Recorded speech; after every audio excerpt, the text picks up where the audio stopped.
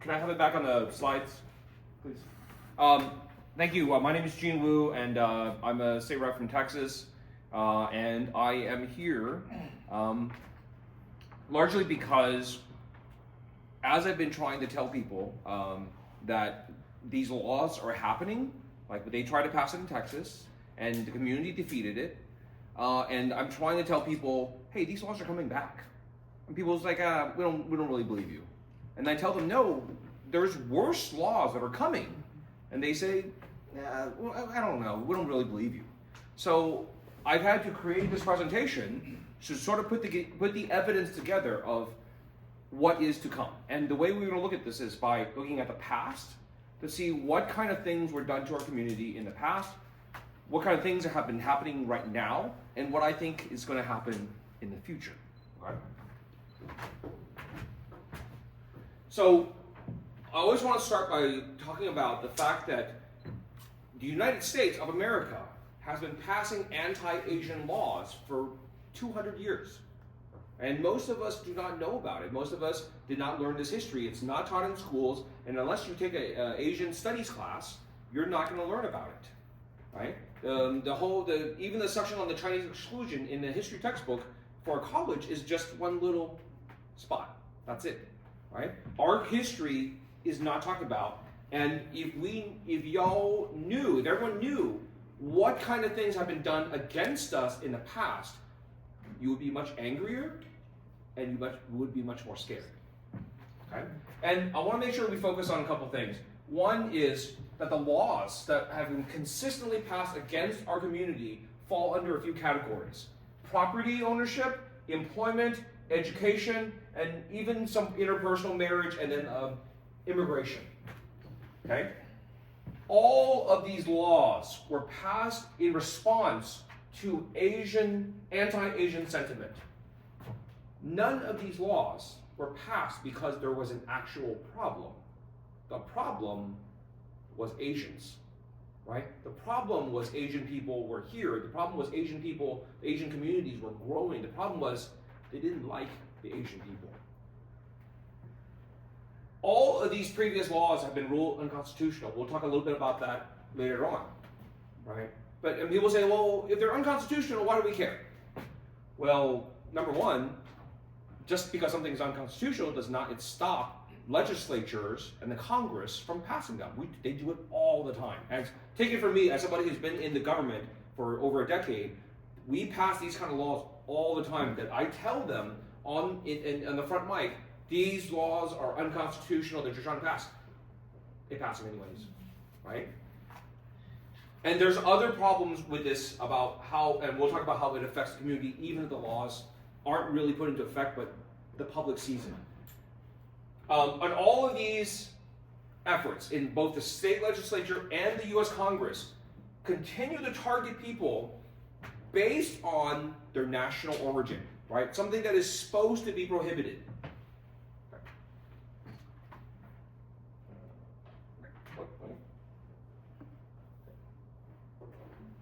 All right, so I had to add this slide in recently. People kept asking me, like, what's driving this? What's pushing this? I said, I don't know, because I'm not in the minds of the people who push this stuff, but I can take a guess. And if you look at what has happened in the past, the first Asian people in this country happened in like the 1750s. And what I read was they were Filipinos, right? So we've had Asian people here in the United States for a long time, but only in small groups, small numbers. It was not until 1850, 100 years later, that we started seeing big populations of Chinese and Japanese coming to America, right? And within a decade, the first anti-Asian laws were passed. Chinese and Japanese people weren't even here for a whole decade before people started passing laws, right? Population. So let's look at what's happening right now. This is all Asians. This is just Chinese Americans. Same pattern. Since about 1980, the population in America of Asian people has doubled roughly every 10 years. Every decade, every census, our entire community doubles in size. This is the fastest growing population in America, faster than even Latinos. And more than that, the rate of growth is increasing, right?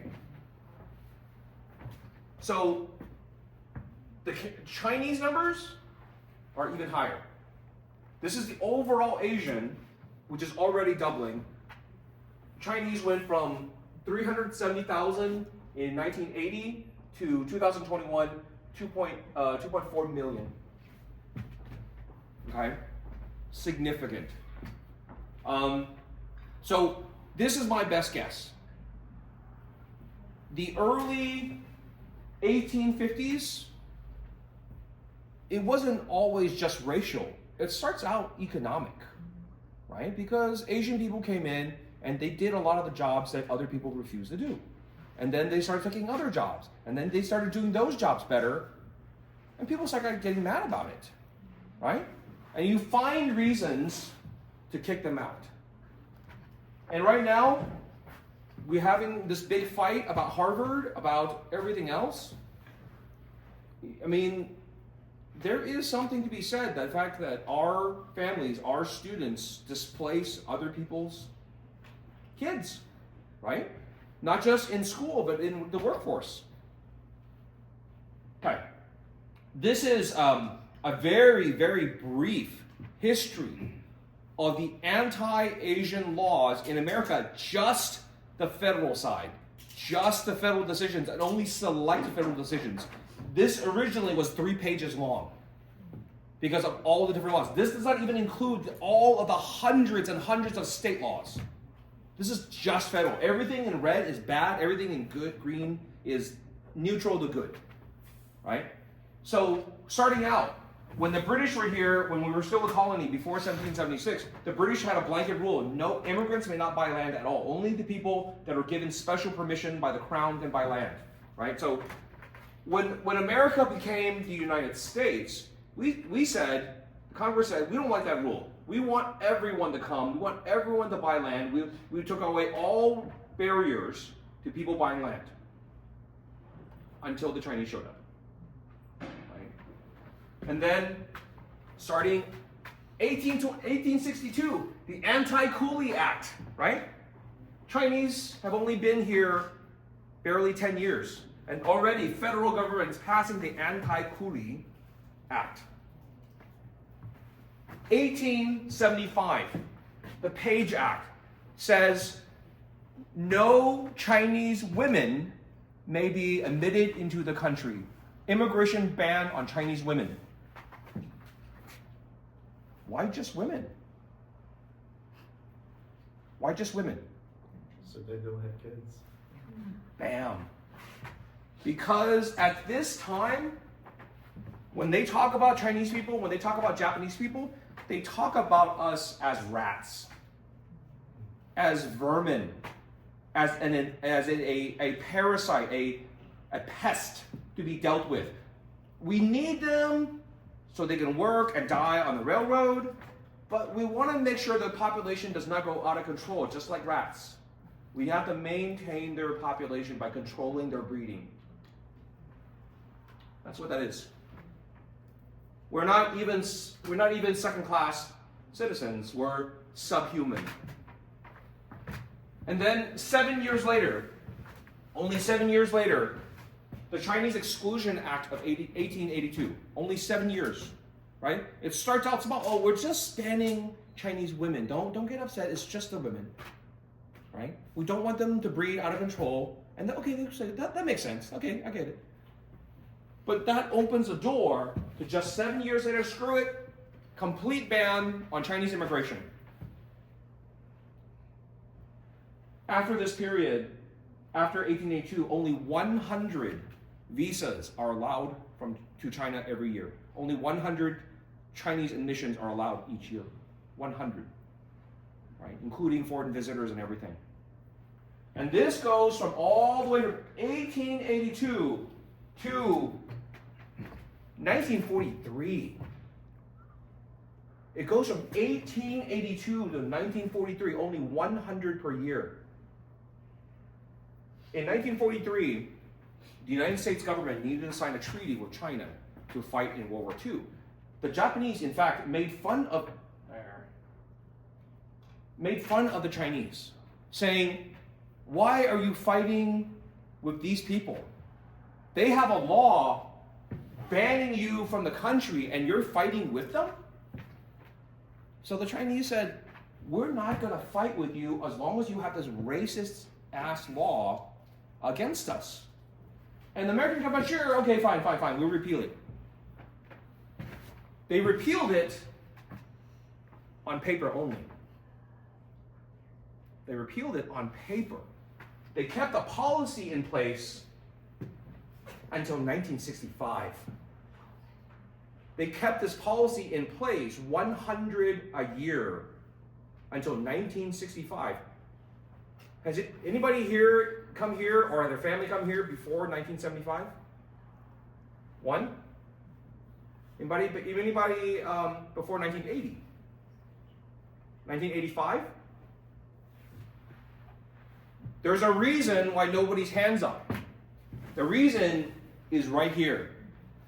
Because the law saying we're only allowing 100 Chinese people into the country each year was not repealed until 1965. 1965 is not that long ago. There's people that you know that were born before 1965. They're still alive today.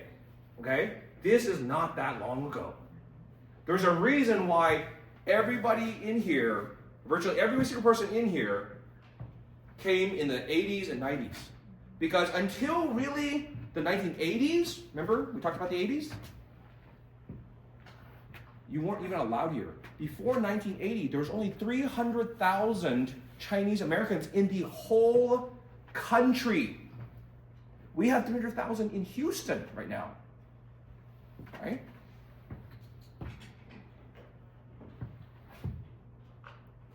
You think about this.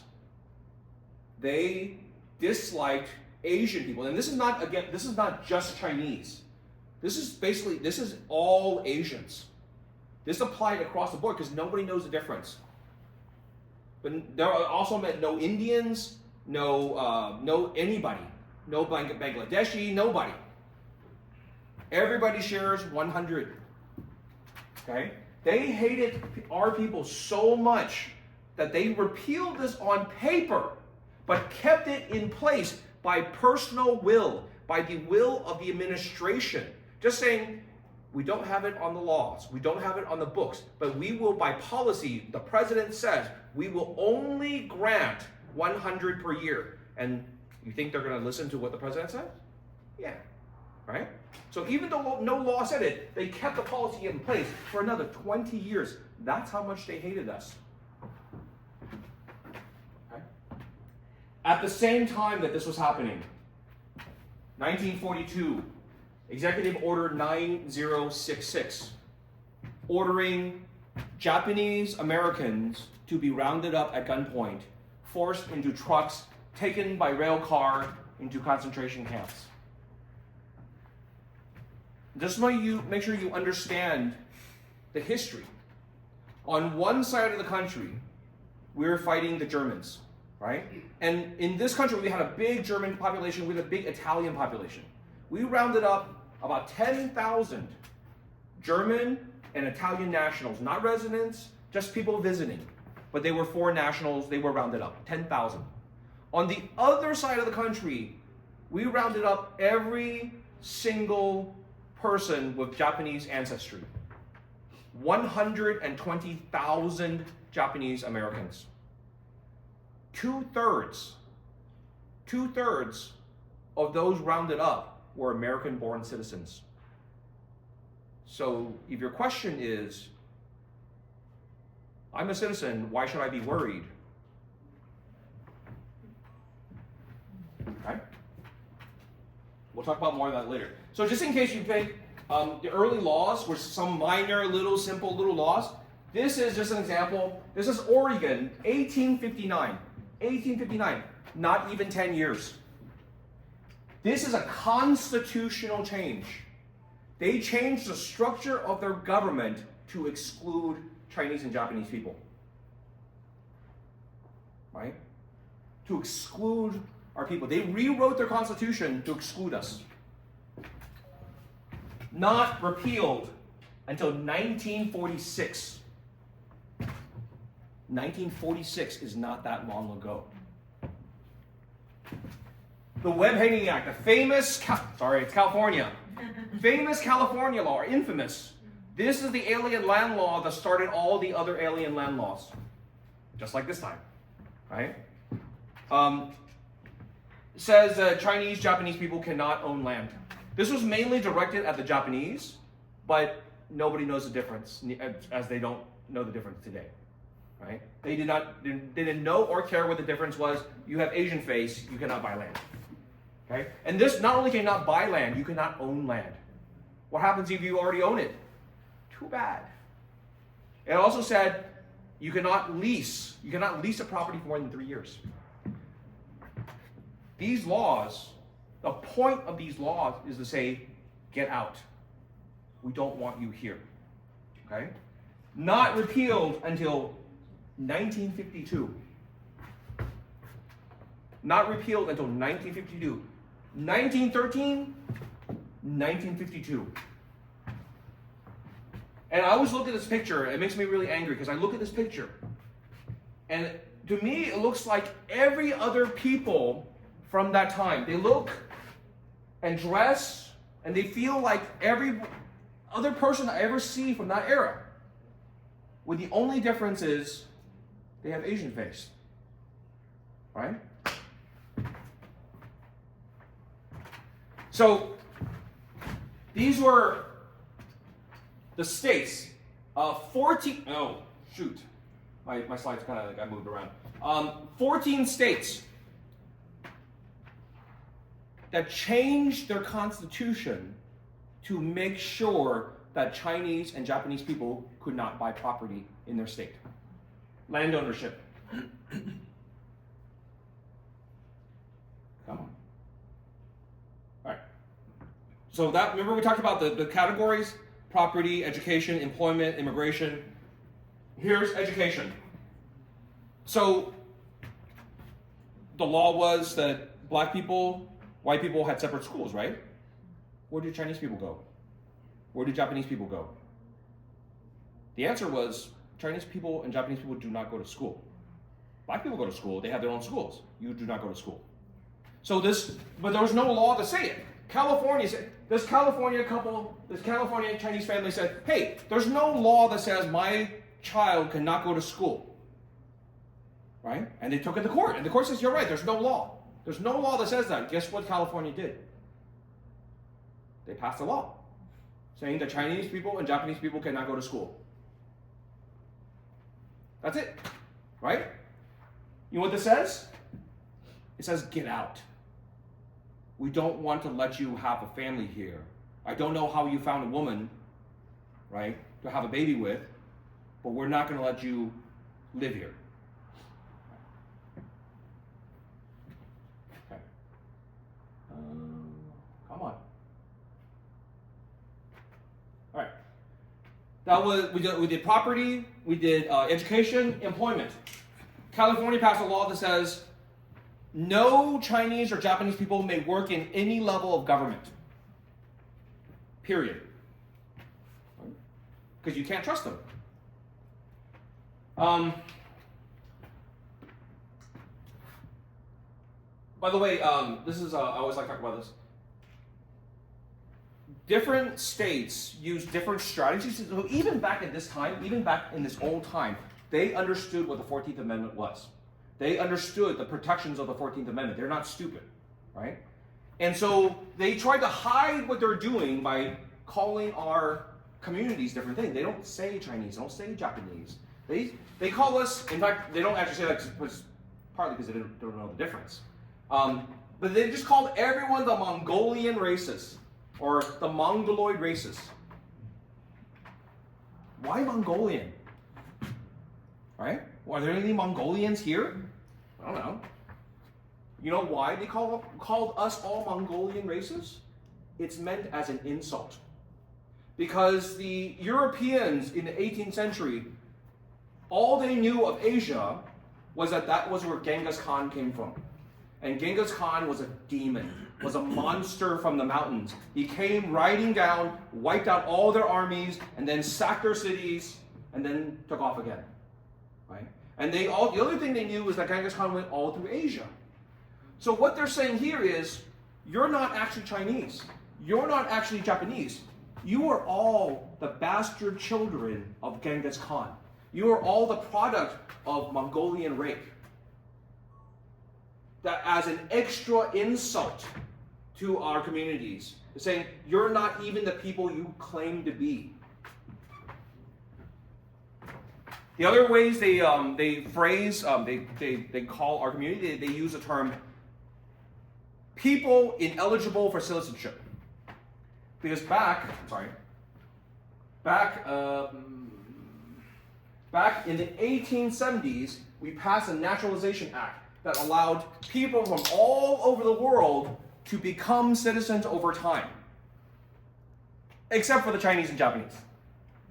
And so we were the only two groups that were excluded from being able to become citizens. The only way you could become citizen is if you were born in the United States, because they couldn't stop the 14th Amendment. Okay? Another thing on employment, there in America there's more Chinese restaurants than McDonald's. Actually, a lot more, right? There's more Chinese restaurants than McDonald's. Do you know why so many Chinese people own dry cleaners and laundromats? Because for 100 years, states had laws that said Chinese and Japanese people may only cook food and wash people's dirty clothes. That's the only thing the law allows them to do. The law went a little further. They said, no, not just those two things. Anything that is defined as women's work is acceptable work for Chinese people, right? Add in, and actually remember, women are not really allowed in the country. This is mostly applying to men. Not only do we not get the same treatment as even black or Hispanic, but they won't even let the men have the dignity of doing a man's work. They said you can only do women's work. So we talked about courts overturning it. So I want to show you this. 1880, Ninth Circuit of Court of Appeals rules California's law was unconstitutional, 14th Amendment.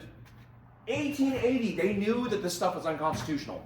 1880, they knew it was already unconstitutional. Yet, we kept passing the laws, we kept passing the laws, we kept passing the laws. Did not stop them.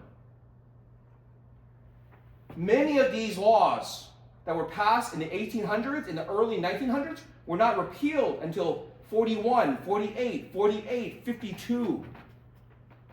These laws stood for 40, 50, some even almost 100 years. Don't count on the courts to save us in time. So this is why I'm here. This is what I'm worried about. Because I feel very much like what we're watching is a complete repeat of the same history that occurred before the Japanese internment, before the Japanese incarceration. Not only are we passing the same kinds of bills, property ownership, employment, education, immigration, but more importantly, we're passing them for the exact same reasons. National security. This is Life magazine, 1941. Teaching Americans which is the enemy. Right? Because back then, Chinese Americans, instead of saying that the Japanese internment was wrong, we said, hey, not us, not us. Right? So, the concern is this. 100 years ago, California's Web Painting Act that we talked about earlier, passed in 1913, 30 years before World War II, 30 years before Pearl Harbor. Okay? It wasn't about Chinese people. It was about Japanese people. the law. Chinese people got caught, Chinese people got caught in this because they don't know the difference. They don't really care, right? The idea was that we have to prevent Japanese people from buying land because we can't trust them. We do not trust them because everyone knows the Japanese are only truly loyal to the emperor, even the people born here. It doesn't matter. It's just look at them. Just look at them. Look at they're so strange. Look at the weird food that they eat. They speak this Ching Chong language, right? You can't trust them. They're not Americans. That's why they passed the law. That's why they passed the Alien Land Law, because they didn't trust the Japanese. And this is, again, well before World War II. This is before World War I. In World War II, look how this translated in the future. General John DeWitt, he's the commander in charge of all the Japanese concentration camps. His comment that he has repeated over and over again, this is a quote, but this is not a one-off, like I misspoke quote. He says this over and over and over in every interview. A Jap's a Jap. It makes no difference whether he's an American citizen or not. This should be frightening to everyone here, because you can take Japanese and replace it with Chinese today, and it will work perfectly. It'll work perfectly right now. Because just as they say back then, well, the Japanese are only loyal to the emperor. Now it's just, well, the Chinese, everyone knows the Chinese are only loyal to the CCP, right? This is what they're saying today.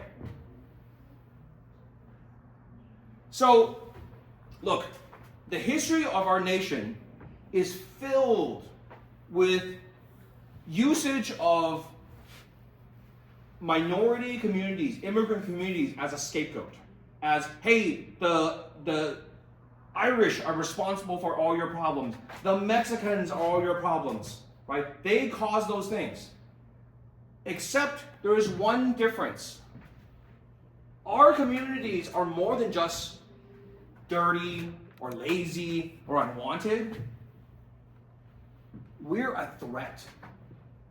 Asians are seen as a threat. Here's the problem. If I tell you there's a threat in your house, there is something life-threatening inside your house right now, what is your response? Do you wait? Do you negotiate with a threat? Do you compromise with a threat? Or do you say to yourself, I will get rid of this threat today. I will make sure it never comes back. I will make sure it never harms my family. Right? If people call us a threat, what is the response? What happens if the threat changes? We're not great. The relationship between the United States and China is not great right now. But can you imagine that maybe there's an accident in the Pacific? Ships run into each other. Just complete accident, miscommunication, but lives are lost. What happens to the public sentiment? What's going to happen to people? Will it make it easier? Will it make it easier to do bad stuff to one community if the threat changes? Right?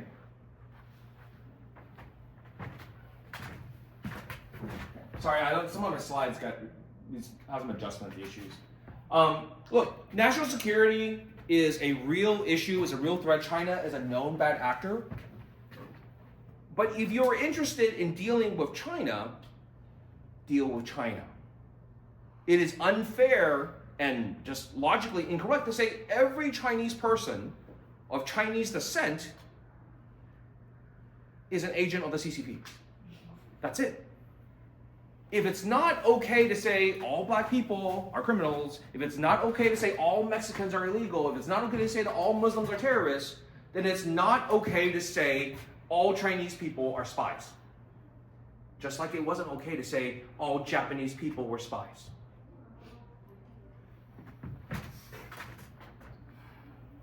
So we talked a little bit about the past laws.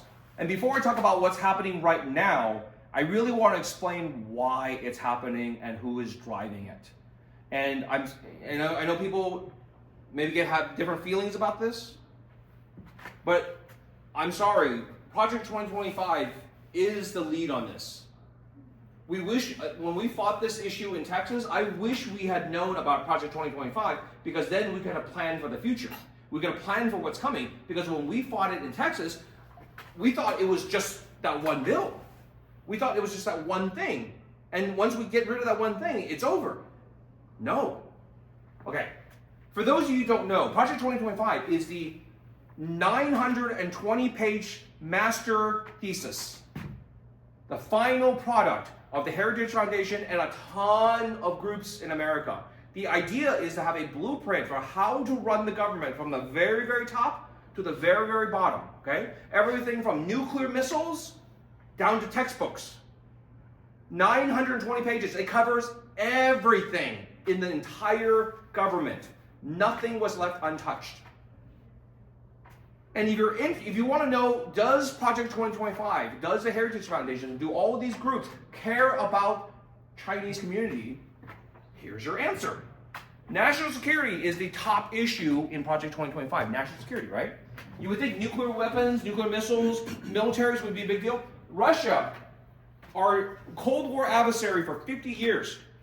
Russia, the country that has the most nuclear weapons pointed at us right now, is mentioned 108 times. China is mentioned 884 times. So, if you're wondering, does Project 2025 concern Chinese Americans? Here's your answer. Now, some people say, Heritage Foundation, it's just some crazy group, we don't have to worry about it. Yeah, as someone who has been in politics for over a decade, let me tell you that the Heritage Foundation is America's oldest, largest, and most powerful think tank. What they say almost always becomes law, because they are the group that guides a lot of the conservative groups. And not only that, Project 25, this is a list on the Heritage Foundation website. This is the list of all the groups in America that helped them and worked on Project 25. Well, this is actually not all of them. The full list would go to about here. But we don't have enough space for that. This is every conservative or Republican think tank, policy group, advocacy group in the entire United States. Basically every single one, everyone that matters. They all got together and worked on Project 2025. So let me put that together again. The largest and most powerful think tank in America, plus every single Republican conservative think tank in America, came together and produced one product. You can make your own assessment about the value of that product. Okay? Here is what Project 2025 calls for. This is just a summary of a few of the things. The list, the actual list, is much, much, much longer. Right? Don't forget, China's mentioned 880 times. Okay? Number one on their priorities, revival and put the China Initiative into law. You guys know what the China Initiative is? I hope so. But in case you don't, the China Initiative started as a Trump executive order. He directed the FBI to say, stop whatever you're doing and only investigate Chinese people. And so the FBI stopped everything they're doing and conducted in the course of about 2.5 years, conducted over 3,000 plus criminal investigations into Chinese American scientists, doctors, and researchers. Now, I'm not talking about just like, hey, we're going to look at your paperwork in private. This is search warrants. This is going to people's offices. This is going to people's employers. This is 3,000 lives that were destroyed. This is 3,000 careers that were just ruined. These people, to this day, many of them cannot find work. Because once you have been part of an open investigation by the FBI, even if they found nothing, nobody wants to hire you. And how many, over all those 3,000 lives ruined, How many cases of espionage did they think they found? 0. 0. 0 cases of espionage. 3,000 plus lives ruined for 0. You guys have watched baseball, that's called a 0 batting average. Right? It's about as bad as it gets. 0 is as bad as it gets. So why would you take a program that had an efficiency rate of 0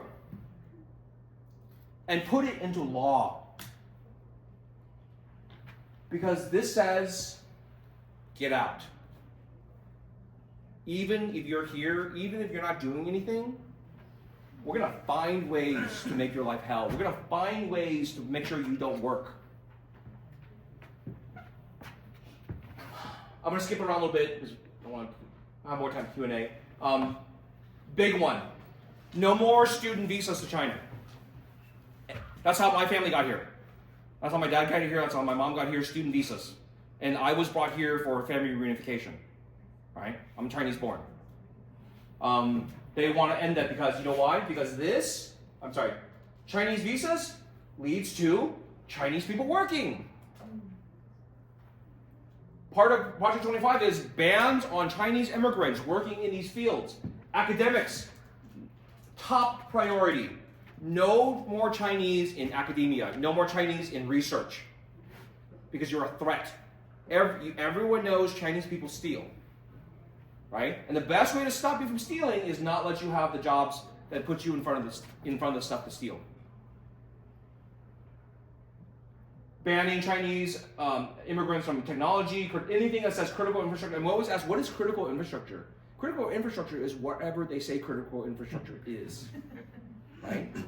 You want a roadway goes to somewhere important? Oh, it's a critical infrastructure. Right? Communications, telecom. Computing hardware and software. This is the one that always drives me nuts. Agriculture and food production. Why? Agriculture and food production, what are you going to do? Make a bad sandwich? Right?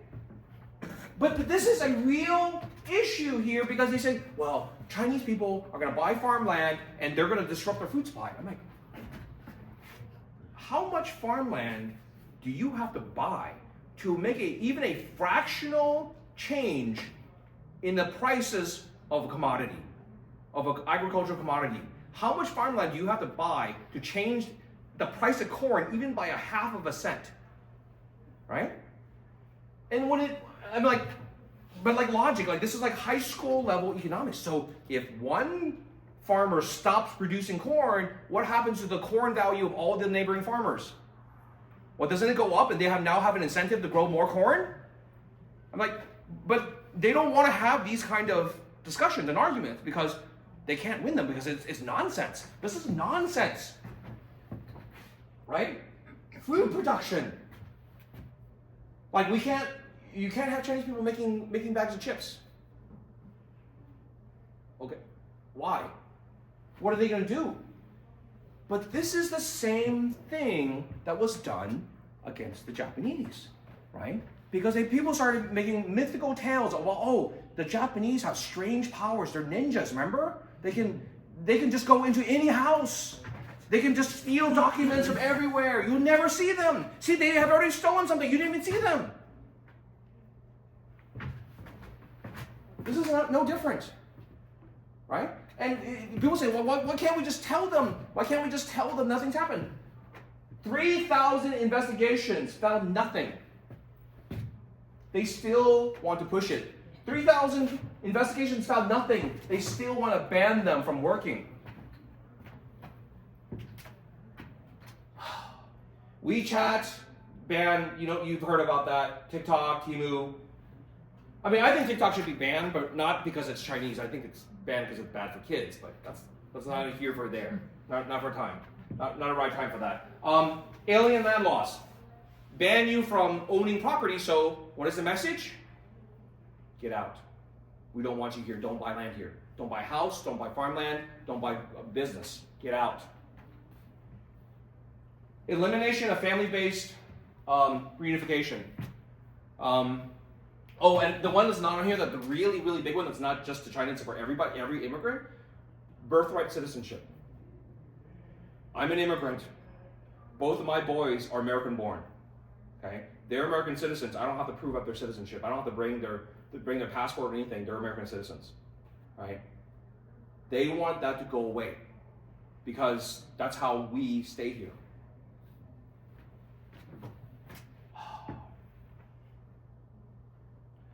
We'll talk about this.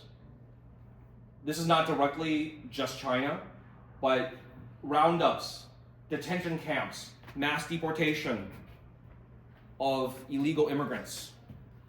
What are illegal immigrants? Just like critical infrastructure. Whatever they say it is. Right? Oh, wait. Sorry. Reminder. All of these proposals affect green card holders and visa holders. All of these are proposed to hit both green card holders, residents, permanent residents. So, I always like to include Governor Tim Walz's quote on this. Like, look, guys, if somebody takes the time to spend years working with hundreds of groups, writing a 920-page guide, they're going to use the guide. Right? It's not hard to understand. Here is the big problem. It's not just a guide. The problem is all the stuff they're asking for is happening already. It has already passed law. I'm telling you, as a messenger to the Asian community, we are late. We are seriously, really, really late. This happened about 3 weeks ago, China Week, actually a month ago. Congress, the US House had China Week, right? 25 bills.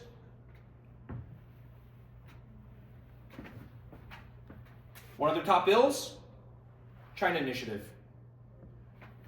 Other top priority, alien land law, no property ownership, no farmland ownership. Right, and people say, well, some of these are okay, some of these are really smart, some of these are not that bad. Some people say, well, I don't really want to buy farmland anyways. I mean, it's okay, I don't want to fight them. I don't want to buy farmland, I don't care. You remember, they didn't ban Chinese people at first, they just banned Chinese women, right? Chinese women's okay, come on. You know, it's just women.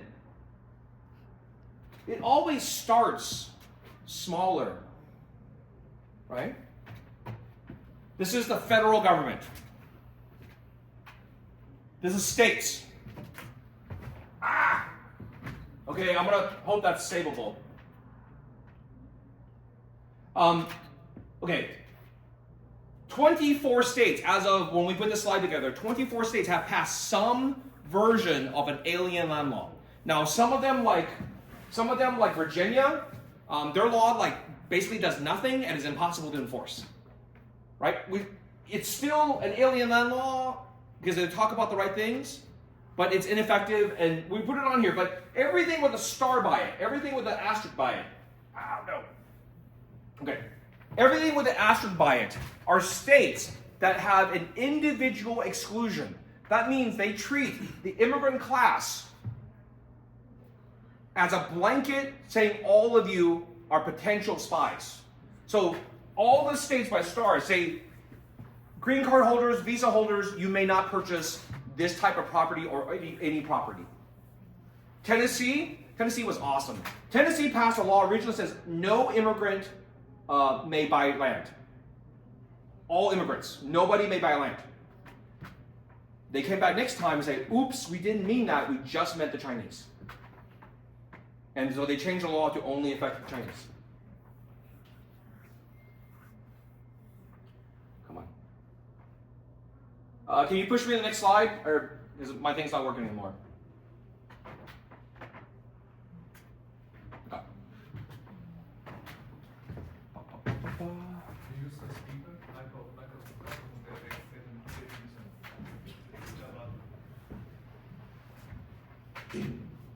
Can you switch to the next slide or help me click? Okay. No? Yeah. There you go. All right. Okay. Education. Okay. So here's some examples. This is all property. This is property ownership. Okay. This is just property. This is a property bill. This is an example. Louisiana. Most important thing, again, reminder. I'm going to start using this because it's too loud. This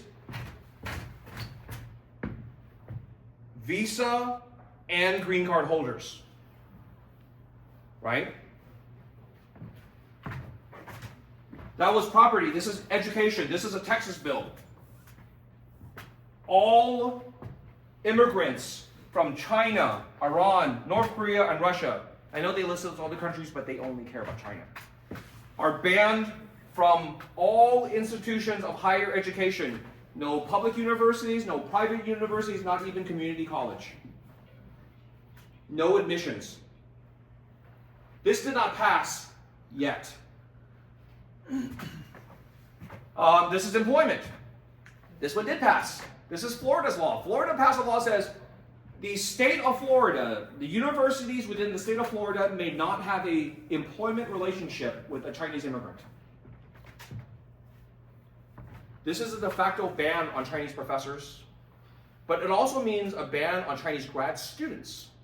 Because almost all of those graduate level programs or PhD programs have some kind of requirement that says you must be a TA, you must be a lab assistant, you must proctor, you must do something, right? Internship, residency, even unpaid is now prohibited. It doesn't say Chinese immigrants cannot go to school here, but it says there's no point. There's no point in you going to school here. What does this say? Get out. Just get out. Right? There's no point in you being here. So throughout, I really try to tone down what my opinions are about this, and really said this is the history of then, this is the history of now, right? So this is why I think this stuff is scary, because 1800s to 1943, you had laws that said Chinese, Japanese people ban you from owning property, ban you from education, ban you from employment, ban you from housing, ban you from immigration, even personal relationships, who you can marry, who can have kids, right? And every single one of these laws, each time one of these laws is passed, it hits the ground and it weakens the ground, it softens the ground a little bit. Each one that is passed, dum, dum, dum, the ground underneath our feet gets a little softer.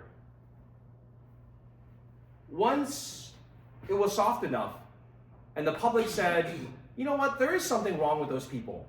You know, maybe they should not get the protections that everyone else has.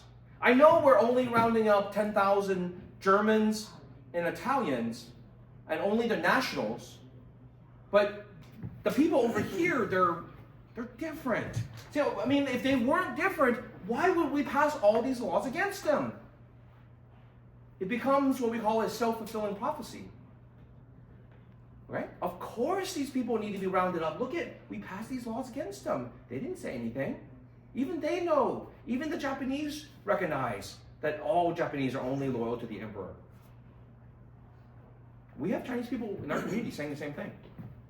Right? Every single one of these, I get at least one person say, but aren't Chinese people, aren't they really just spies? Aren't they more likely to spy than other people? This is our own people. You've heard it. I know you have. What has happened in the last 4 years since Project 2025 came out? We have passed laws on property ownership.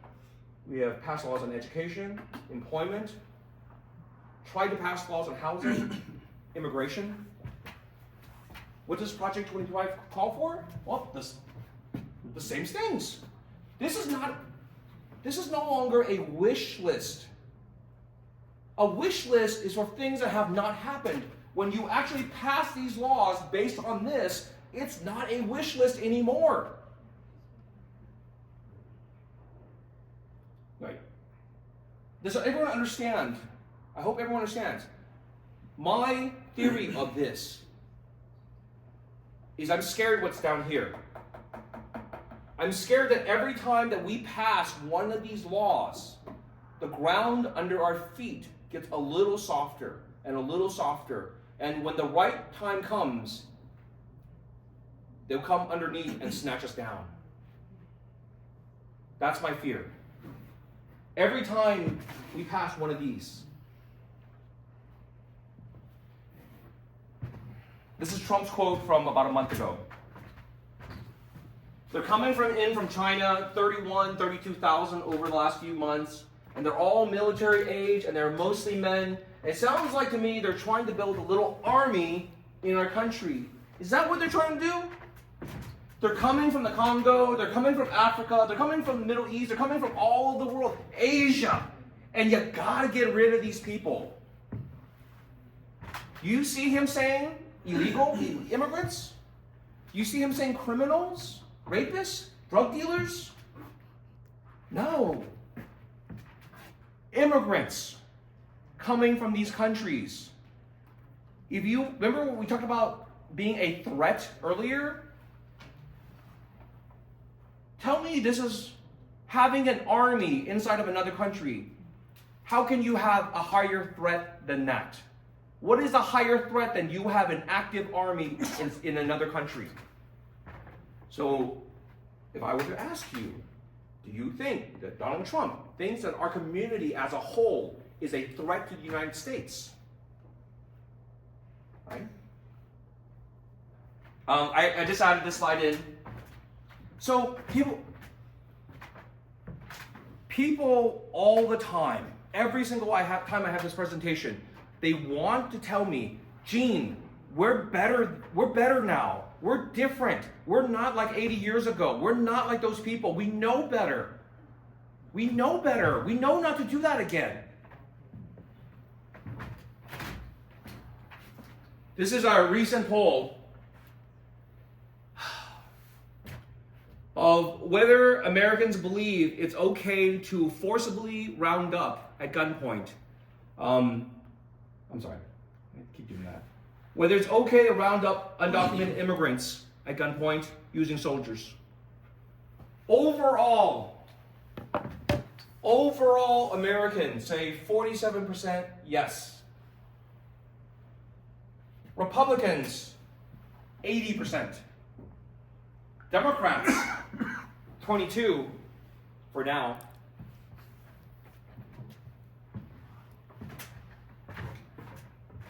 People ask me, don't be so extreme. Why don't you just wait? Just wait and see. Just wait and see what happens. I'm sure people will do the right thing. Here's your problem. You see this split right now? 79 versus 22, right? 80% versus 20%.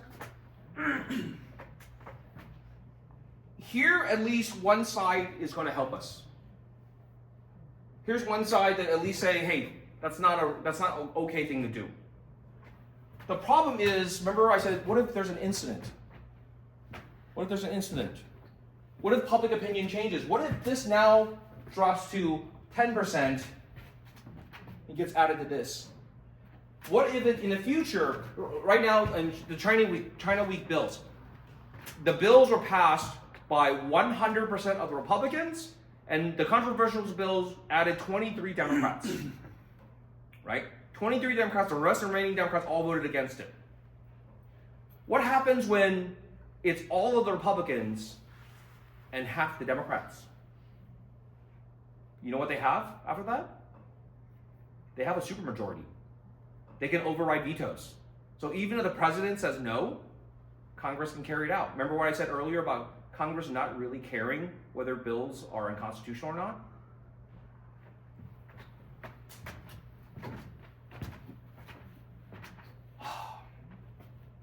So this is not really my theory, right? I'm just telling you what has happened in the past. I'm telling you what has happened right now. You can make your own decision about what the future is, okay? But the problem is, and again, it's not hyperbole, I'm not blowing anything up. All of the stuff I presented to you, you can look it up. It's either past history or current history. You can Google it yourself. I promise you it's exactly what I say it was, okay?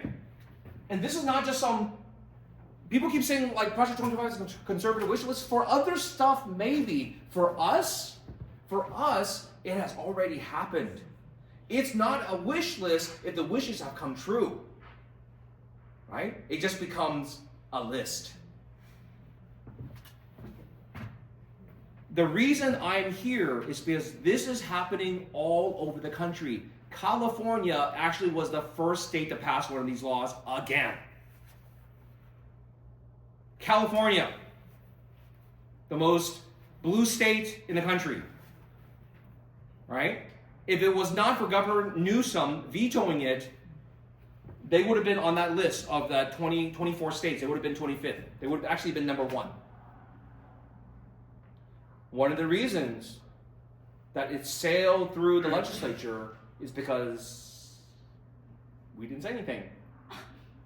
Nobody wanted to touch it because we were afraid to be labeled as a CCP spy, which I get labeled as anyway, so it doesn't really matter for me. But we didn't speak up. And people at least spoke quietly to Governor Newsom, who took the political hit for vetoing it. Right? Where were we? Wait, California, the legislature is supermajority Democrats. So Yeah. why did they pass it? That would be a great question for y'all to ask. Remember, yellow peril, yellow fear strikes everyone. Right? It's not deep. Right? And how did the API caucus people vote? I don't know. They voted against it. Not enough. Definitely not. So, again, this also basically reflects views on China on those kind of bills about the same issue. We still have about 20% of Democrats who support it, right? And we have some Republicans who oppose it, right? The problem for us is when this flips to a nonpartisan issue, then we're screwed. By the time this becomes a nonpartisan issue, it's done. Go ahead and move out, right? Because there's only one thing coming after this. There's only one way a threat can end, right? Either it is not a threat anymore, or the threat is removed.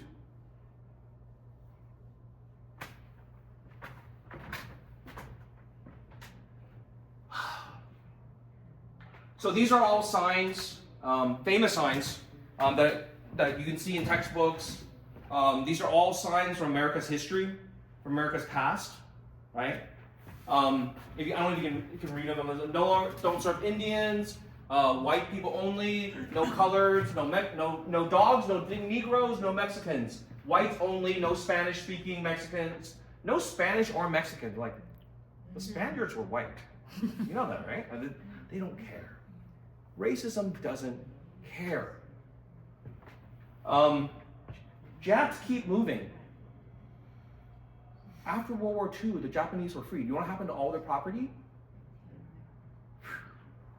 They passed laws as soon as it happened, saying that Japanese people, once they were interned, could not hold title to land. And so you know what people did? Whoever got to the courthouse first and filed on that property, it was theirs.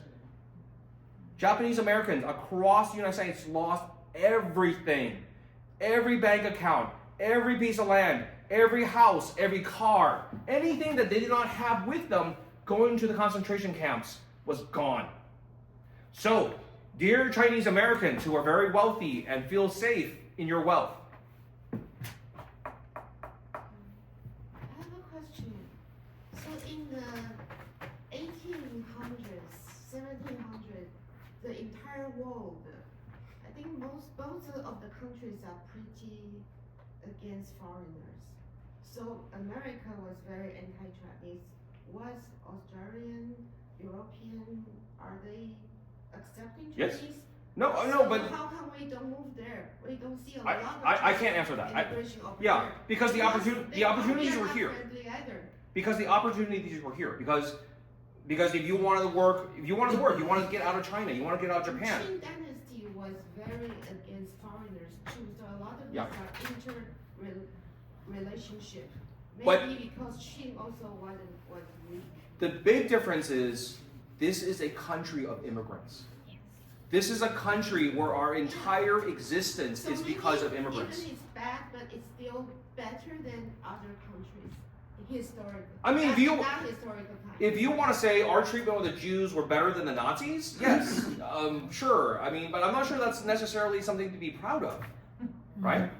There's a difference between bad and not quite as bad. Both are still bad. So this is what I say. When Texas was working on the alien land law, SB 147 last time, and they said, hey, what if we just cut the bill down, keep cutting the bill down? Our response was, less discrimination is still discrimination, right? Yes. If you say I am less American because of where I come from, just because you say like, well, how about a little bit less, not a lot less, it's still terrible. It still has the same effect, right? And people say, well, China doesn't let you buy land. That's not true. China lets lets anybody buy property if you are a resident, right? A resident. And China does not sell land to anyone. You have a 99-year lease, just like in the rest of the world, right? Only a few places you say you have an unlimited ownership of the land. But here's the thing. If everyone keeps saying China is bad, why do we say like, well, let's compare our laws to theirs? If you say that's a bad example, why do you say, well, we're not as bad as a bad example? We're America. We're supposed to be better. We're supposed to be Yes. different. Can I answer for Jing? So I'll be answering in Chinese. Jing他最开始想说的是，美国是个移民国家，你不能跟清朝比。世界上是移民国家的，也许只有美国、加拿大、Australia， 其他的国家都是民族国家。这个国家的民族国家指的是这个土地上几千年来一直就是这个民族在这里生活。可是美国不是的，就他一直讲歧视我们是白人，可是白人也是移民。对，问题是在这里，就是你作为一个先来的移民，你有什么权利歧视后来的移民？你又不是这里的主人。What I mean is the history is evolving, right? Yeah, So that's people because- used to be barbaric everywhere, and the U.S. we are already improved a lot. Yes, it was really bad. It could be better. 但是本质上它不应 Wait. 该歧视移民，因为这是个移民国家。 So okay, I mean, we talked about this earlier. This is the we're better people now argument, right? They We're used better people. We know better. Discriminate Yeah. Italian, Yep. discriminate Yep. Irish. Everyone Yep. get discriminated in Yep. U.S. when they first came. Yep.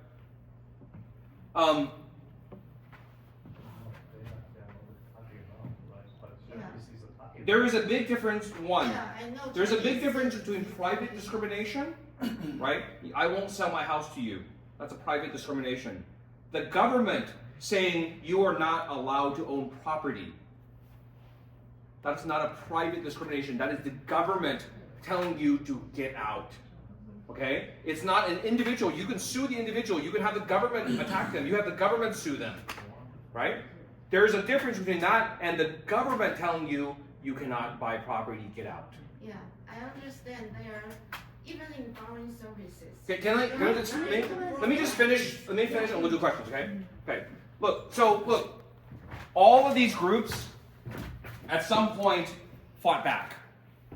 They fought back so these signs were no longer appropriate. I'm sure there's some places that still keep some of these signs. Texas still has sundown towns, and I'm sure other places do. I'm sure California doesn't have it. Sundown towns are, if you're a minority, you better not be in town after dark. Bad things will happen to you, right? You may not come back alive. And that's not a joke. There are still sundown towns in America. There's still sundown towns in Texas. They're very real, right? But most of these, if you put these signs up, you won't have a job by the end of the day. But the problem is now the government is putting up the no Chinese and no dog sign. It's the government putting it up. The question is, all these communities spoke up and protested and objected to this. Where are we? So, look, Let me put it this way. Let's say you say Gene is a crackhead, he's crazy, I think he's totally wrong. What is your risk tolerance on that? What is your risk tolerance to say I'm wrong? If you think I'm wrong, but there's a 10% chance that I'm right, do you think it's worth it to do something now? If there's a 10% chance that this could happen to our children, is it worth it to do something now? Let's say you think I'm totally, completely, absolutely wrong. Let's say there's only a 1% chance. There is a 1% chance that in the next 10 or 20 years, as we pass more and more of these bills, each bill saying the Chinese people are different, they have different rules, the protections don't apply to them. If we keep passing these laws one by one, in 20 years, even if there's only a 1% chance that all of those bills would cause soldiers to show up at your child's house, and your child has to take their children onto the truck at gunpoint, is it worth it to do something now? I have 2 boys why this picture kills me? They look exactly like my boys. Exactly. I could just take a black and white photo of my 2 boys and it would be hard to tell the difference. For my family, it's absolutely worth it to do something now. To just speak up. To say no. To go to your elected officials and say, don't do that anymore. All I'm asking you to do, I'm not asking you to donate money. You don't have to give me anything. I'm doing this out of my own time. I'm paying this out of my own funds. Okay? I'm not getting rich from this. I'm not getting any power from this. In fact, if anything, I am here talking to you a few days before election. I'm up for re-election. And I'm not at home campaigning. Right? Or helping other people campaign. I'm a Harris surrogate. I'm not out doing that. I'm here talking to you. And all I want you to do is 1, educate your own community. Educate them and say, this is happening all around the nation right now. Because we don't have like a great communications network. There's not like a CNN for the Chinese community. We operate through WeChat and text groups and whatever else. Use your groups. Use your network to say, hey, something's going on. 2, organize your community. How many of you here are part of a Chinese or an Asian civil rights group? Or just any part of the community that does stuff together? Right? If you're not in a group, join it. If you can't find a group that you like, form it. It could just be you and your friends and your family on text. This is what I want us to do. In 2025, I want the Asian American community, the Chinese American community, along with our friends, the Jews, the Muslims, the African Americans, the Latinos, everybody, we want to go to Capitol Hill and we say, you need to pass a law that overrides all of the state laws. Pass a law to say you cannot have 50 different immigration policies across 50 different states. It's unworkable, it's insane. And pass a law that says it is not okay to discriminate against anybody based on their national origin. That's it, right? That's all I'm asking for. That's all I want us to do is go and have Congress pass a bill that says, stop it. And think about this. If the Japanese Americans knew what was going to come for them 30 years later, do you think they would have fought the alien land laws harder? They would have tried to round up and get the Chinese people to say, hey, they're going to come after you next. You think if they knew what was going to happen, they would have fought harder and tried to resist against it? Yeah. The difference this time, we know how this movie ends. We've seen this movie before. The difference this time is we can vote. We can organize. We have a voice now. The difference this time is we have allies. When we, around the nation, in the states, oh, come on. There we go. In all these states, when there was a state that had to try to pass this bill and there were no Asian state reps or Asian assemblymen or assembly people to stand up, you know who stood up for us? Black people. Black legislators, over and over again, without even being asked. They stood up for us, right? I always have to make this point and tell you, because the Chinese community and the Asian community thinks we're by ourselves, we can only do it by ourselves, and no one's ever going to help us. You're wrong. The Muslims, the Jews, the African Americans, Latinos, all came to our assistance in Texas. Most of them without even being asked. I just mentioned it, and they're like, we're there. And let me tell you, the story of Texas is the story for the rest of the country. Because in Texas, it's not like California. California, your Asian community is more established. You have people who have been here 100 years, 150 years, whatever it is. Most of the community in Houston, in Texas, is brand new. Maybe since earliest one since the 90s. But most starting in the 2000s. People who do not feel safe and do not feel comfortable as an American yet. And people who do not vote, people who did not speak, people who never would, in their wildest dreams, would protest. But we told them about this law. We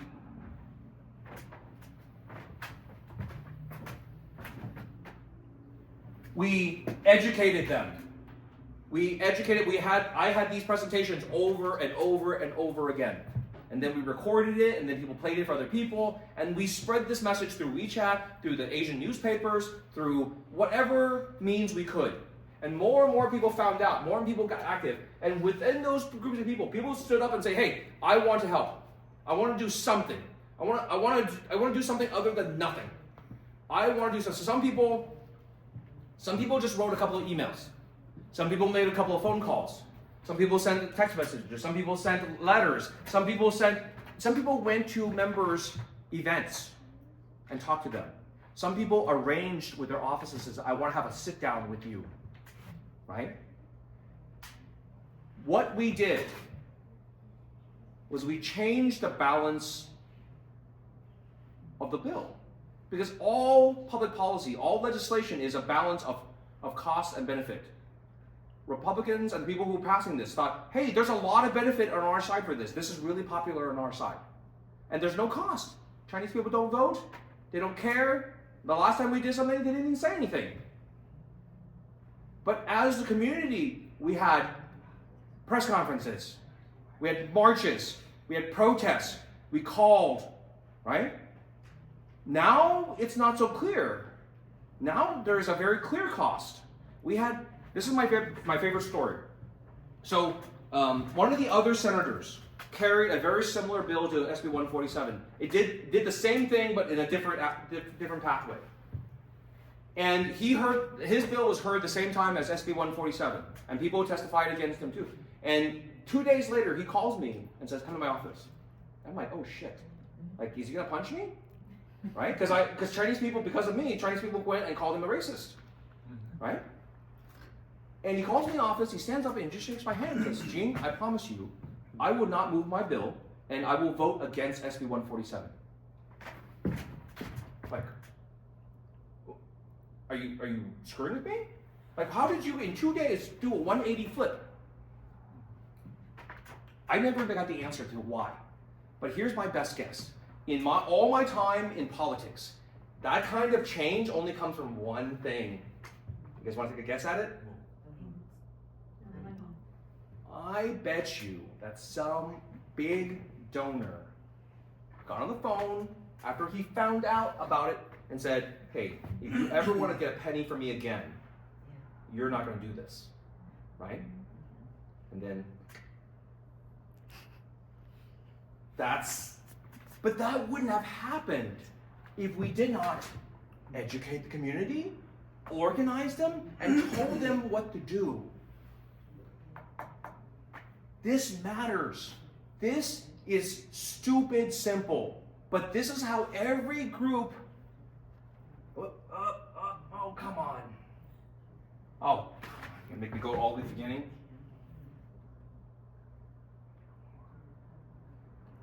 Sorry. This is how every one of these groups fought for their rights. You educate everyone in the community, you organize them, and then you send them marching to do something. Right? Whether it's go fight it in the state legislature, or go fight it in Congress, or go fight it in the courts, whatever it is. Do something. Right? So, look. Okay. I'll leave it on this one. That's it. Right? And I'm not going to ask you. I'm not asking you for your vote. You can't vote for me anyways, right? I'm not asking you to vote for anyone. I'm not asking you for money. I'm asking you to take an active interest in the Asian community. I'm taking you to take an active interest in protecting the Chinese American community. Because I don't want to grow up. I don't want my kids to grow up in an America where they have to apologize for being Chinese. That's it.